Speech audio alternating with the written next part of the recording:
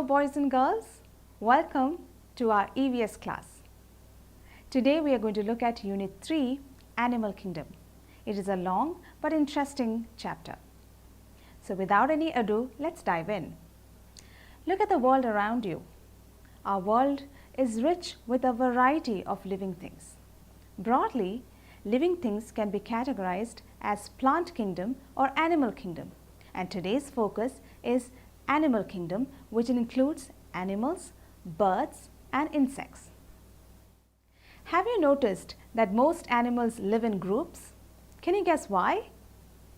Firstly, if they live in groups, it's easier to get food, water and shelter. Secondly, it's easier to protect their families from enemies. And thirdly, it is easier on them to raise their young ones. So most animals tend to live in groups. There are special names for different kinds of groups of animals. I'll give you an example. A group of ants is called a colony of ants. A group of bees is called a swarm of bees. Let's look at the other names. A herd of cows, a pack of wolves, a pride of lions, a flock of birds, a school of kids. No, a school of fish. Some are even stranger. A group of crows is called a murder of crows. Sounds dangerous. An army of caterpillars, a parliament of owls. You can find more such terms from your additional reading. Now let's learn about different classifications of animals.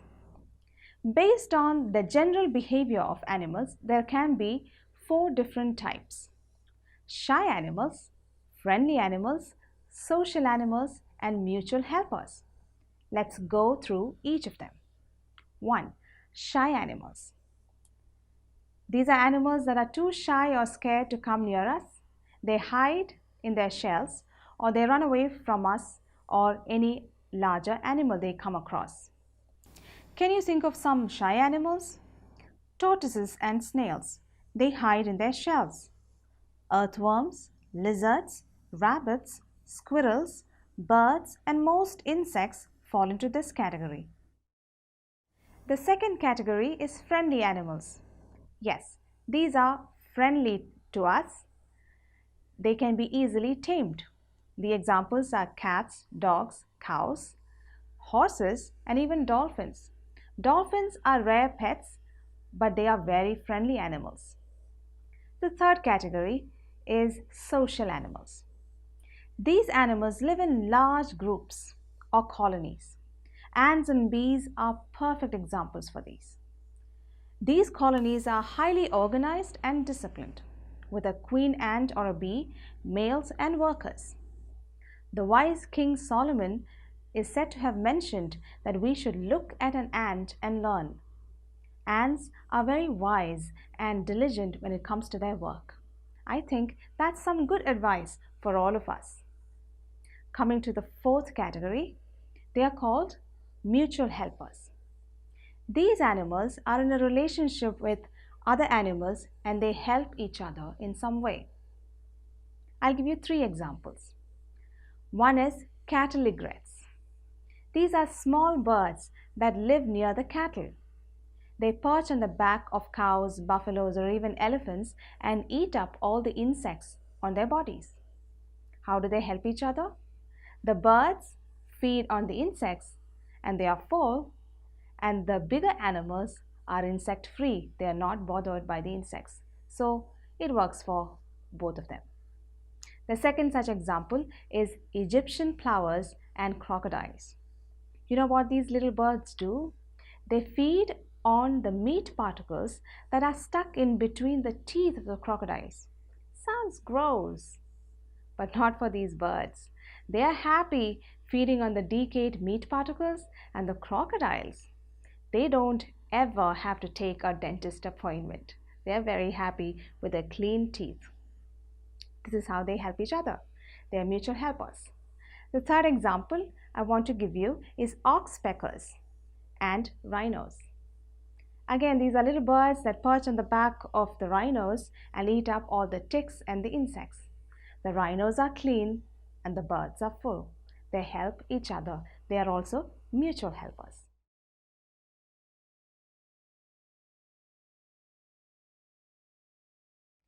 Let's learn about two important aspects of animals: migration and hibernation. What is migration? Migration is when a group of animals move to a different location in search of food or better weather conditions. I'll give you an example. Siberian cranes from Siberia or Russia move to tropical regions like India, and that's called migration. They do that in search of a milder winter. Now, hibernation. Hibernation is when an animal sleeps through the months of winter and remains totally inactive. An example would be polar bear. They sleep for months together in winter. So if your friend teases you saying, "Have you been hibernating?" you know what that means.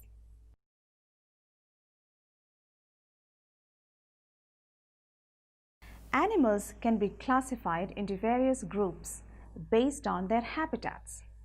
What are habitats? Habitats are natural surroundings or environment in which an animal lives. In order to live in a particular habitat, an animal has to have certain special features. These special features are called adaptations. I'll give you an example. Take a fish. A fish lives in water, that is its habitat. What are the special features the fish has in order to live in water? It could be the streamlined shape of the body, it could be the fins or the scales, or it could be even the gills that they use to breathe. So these are adaptations. How do we classify animals based on their habitats? Broadly speaking, based on the kinds of habitats, we can classify the animals into these groups: terrestrial animals, aquatic animals, amphibians, arboreal animals, and aerial animals. Let's look at terrestrial animals. Terrestrial animals are those animals that live on land. Their habitat is land. So they have specific adaptations that suit animals to live on land. Examples are lungs to breathe, legs and feet to walk and run on land. The adaptations of terrestrial animals can also be based on where exactly on the land they live. If an animal is living in a hot desert, it will have a certain adaptation as against an animal that is living in a cold condition. An animal that is feeding on only plants or herbivores will have certain adaptations, and the animals that feed on animals called carnivores will have certain other adaptations. I'll give you a few examples. A camel. A camel lives in a hot desert and it has an adaptation called a hump, which stores water and fat. Take a polar bear that lives in a very cold condition in the polar regions. It has very thick fur. Now that is an adaptation a polar bear has. Now let's look at a carnivore, a flesh-eating animal.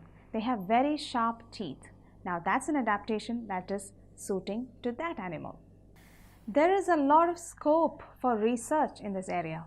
You can read up on books and articles or on the internet and find out more adaptations of terrestrial animals. The second category of animals based on habitat is aquatic animals. These are animals that live in water. Their habitat is water. What is the example that comes to mind? Fish.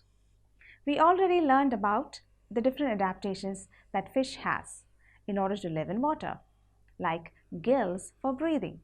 Do you know that whales and dolphins, though they live in water, they don't have gills. They have lungs instead, just like us. So how do they breathe in water? They don't. Every once in a while, they come up to the surface of the water to take in a large breath, and then they go back into the water. Interesting.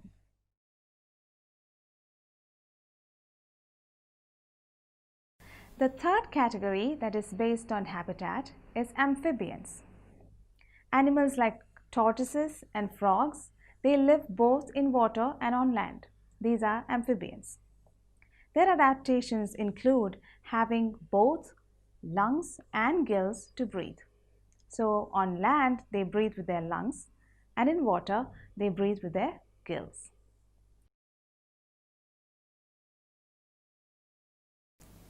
The fourth category of animals based on habitat is arboreal animals. These are animals that live on trees. Can you think of an example? Monkeys. Now, what are the adaptations monkeys have in order to live on trees? Their long tails and long limbs enable them to climb the trees and also to swing from one tree to another.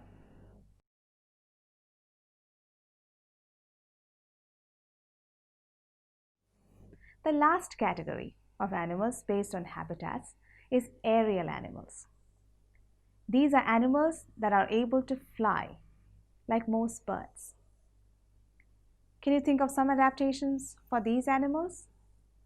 These animals have light bodies, and they also have hollow bones that are filled with air that help them to fly. We learnt about the types of animals based on general behavior: shy animals, friendly animals, social animals, mutual helpers. We also learnt about migration and hibernation. Then we learnt about classification of animals based on habitats: terrestrial, aquatic, amphibian, arboreal, and aerial animals. We also discussed the adaptations for all these animals. That's all for this unit. See you later. Bye-bye.